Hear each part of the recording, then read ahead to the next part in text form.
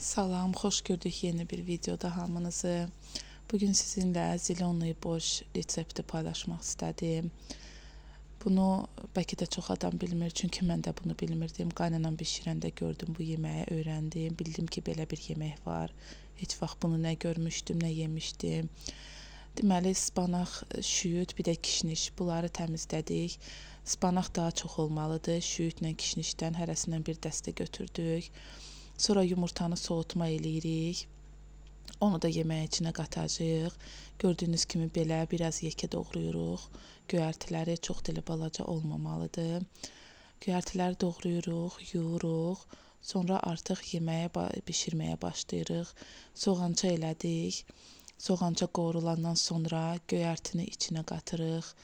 Suyunu da tökmüşdük artıq soğançağın üstünə. Kartuşkasını da qoymuşduq ki, kartuşka biraz pişsin ki, sunan bir yerdə.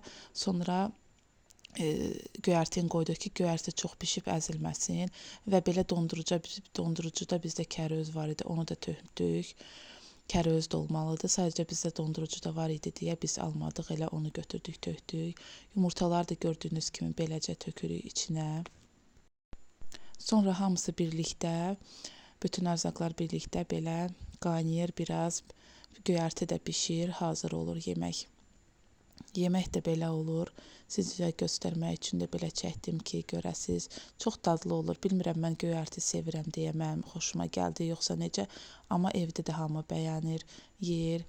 Uşaqlar əgər bəyənirsə, deməli bu dadlı yeməkdir. Uşaqlar hər yeməyi bəyənmirlər. Ona görə Sara da gördüyünüz kimi burada necə yeyir.